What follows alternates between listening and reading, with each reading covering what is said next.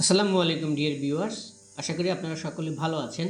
আজকে আমি আপনাদের সাথে শেয়ার করব চতুর্থ শ্রেণীর বাংলা বিষয়ের একটি নমুনা প্রশ্ন প্রথম প্রান্তিক মূল্যায়ন 2026-এর জন্য, এবং পাশাপাশি আপনাদের সাথে শেয়ার করার চেষ্টা করব যে কিভাবে পড়লে শিক্ষার্থীরা পরীক্ষায় শতভাগ প্রশ্নের উত্তর করতে পারবে। চলুন তাহলে ভিডিওটি শুরু করি।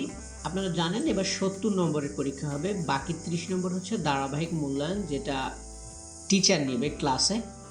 তো এই প্রশ্নে 1 নম্বরেই থাকবে হচ্ছে একটা কবিতা। আপনারা সিলেবাসের মধ্যে যতগুলো কবিতা আছে সবগুলো কবিতারই 8 লাইন ওদের পড়িয়ে রাখবেন। সিলেবাসটা যদি না জানেন আমাদের ফেসবুক পেজে পাবেন। এখানে আমি 21-এর কবিতা দিয়েছি, কবিতা হচ্ছে 5 নম্বর। এরপরে সংক্ষিপ্ত প্রশ্ন লিখতে হবে 5টি, কয়েকটা প্রশ্ন বেশি থাকবে। সিলেবাসের মধ্যে যতগুলো গল্প কবিতা আছে সবগুলো সংক্ষিপ্ত প্রশ্ন ওদের শিখিয়ে রাখবেন। প্রয়োজনে গাইডের হেল্প নেবেন, অতিরিক্ত সংক্ষিপ্ত প্রশ্নগুলোও শিখিয়ে রাখবেন।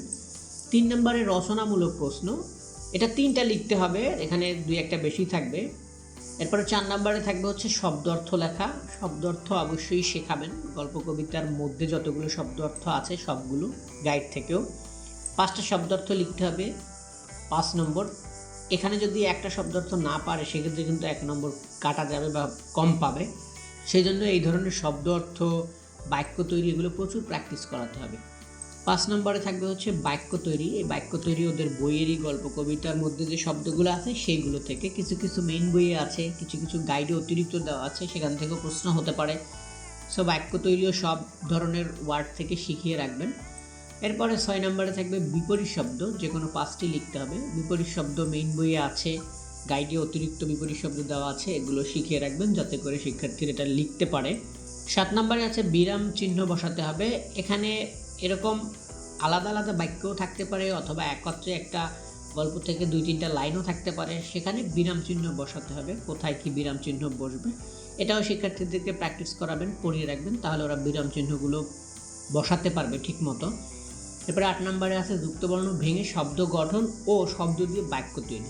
এখানে অনেক সময় শিক্ষার্থীরা প্রশ্ন ঠিকমতো পড়ে না, কি বলছে, অনেক সময় থাকে যে শুধু শব্দ গঠন, এবার কিন্তু বলে দিছে শব্দ গঠন প্লাস শব্দ দিয়ে বাক্য তৈরি।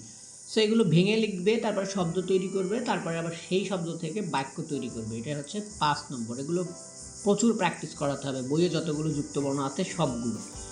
তারপরে একটা কবিতার মূল ভাব থাকবে, জন্মেছি এই দেশে, বা যে কোনো সব কটা কবিতারই পড়িয়ে রাখবেন। সো মূল ভাব গেল। এরপরে 10 নম্বরে থাকবে হচ্ছে রচনা। আমি আলাদা সাজেশন দিয়েছি কী কী রচনা প্রথম প্রান্তিকের জন্য পড়তে হবে, সেখান থেকে গুরুত্বপূর্ণ 4টা এখানে দেওয়া আছে, এগুলোর মধ্যে থেকেই আশা করি কমন থাকবে। সো এগুলো ওদের শিখিয়ে রাখবেন। এর বাইরেও কিছু বিকল্প প্রশ্ন আছে এবার প্রশ্ন কাঠামোতে, সেই বিকল্প প্রশ্নগুলো পড়াবেন। তারপরে শিক্ষক প্রয়োজনে প্রশ্ন কাঠামোতে পরিবর্তন করতে পারে। বিকল্প প্রশ্ন কী কী আছে সেটা কিন্তু আমি এখানে মেনশন করে দিচ্ছি, যেমন শূন্যস্থান পূরণ, মিলকরণ, বহু নির্বাচনী প্রশ্ন, সমর্থক শব্দ, ক্রিয়ার কাল, এক কথায় প্রকাশ, ফর্ম পূরণ, চিঠি ও বিজ্ঞপ্তি, এগুলো বিকল্প আছে। এগুলোর মধ্যে এক একটার এক এক ধরনের, যেমন এই যে 9 নম্বরে কবিতার মূল ভাব, এখানে কিন্তু বিকল্প আছে ফর্ম পূরণ এবং চিঠি। এটা প্রশ্ন কাঠামোটা দেখলে আপনারা ভালো করে বুঝতে পারবেন। সো ওগুলো পড়িয়ে রাখতে হবে, গাইডে এগুলো দেওয়া আছে আলাদা আলাদা, এখানে যেগুলো আছে সেগুলো বিকল্প হিসেবে পড়িয়ে রাখতে হবে, যে কোনো একটা আসতে পারে। এই বিকল্প প্রশ্নগুলো এখানে এক একটা বিকল্প রয়েছে বা একাধিক বিকল্প রয়েছে, যেমন ধরেন যে বিপরীত শব্দ, এখানে সমর্থক শব্দ বিকল্প হিসেবে আছে, এরকম। সো এই আইটেমগুলোও কিন্তু পড়িয়ে রাখতে হবে শিক্ষার্থীরা, যাতে করে যে কোনো একটা বিকল্প আসলে সেটা অ্যান্সার করতে পারে। শূন্যস্থান পূরণ, মিলকরণ, বহু নির্বাচনী প্রশ্ন, সমর্থক শব্দ, ক্রিয়ার কাল, এক কথায় প্রকাশ, ফর্ম পূরণ, চিঠি ও বিজ্ঞপ্তি। সো এই আইটেমগুলো গাইডের হেল্প নেবেন, অতিরিক্ত হিসেবে গাইডে দেওয়া আছে, মেইন বইয়ে না থাকলেও এগুলো গাইড থেকে পড়াতে হবে শিক্ষার্থীরা, যাতে করে যে কোনো ধরনের প্রশ্ন আসলে ওরা লিখতে পারে, এবং সিলেবাসের মধ্য থেকে সবগুলো ভালোভাবে কমপ্লিট করিয়ে রাখবেন। সম্পূর্ণ সিলেবাসের মধ্যে এই আইটেমগুলো সবগুলো পড়িয়ে রাখলে এবং প্রচুর প্র্যাকটিস করালে আমি আশা করি যে পরীক্ষায় ওরা শতভাগ উত্তর করতে পারবে। সো এই ছিল চতুর্থ শ্রেণীর বাংলা বিষয়ের একটি নমুনা প্রশ্ন প্রথম প্রান্তিক পরীক্ষার জন্য। সবাই ভালো থাকবেন, সবাইকে ধন্যবাদ। আসসালামু আলাইকুম।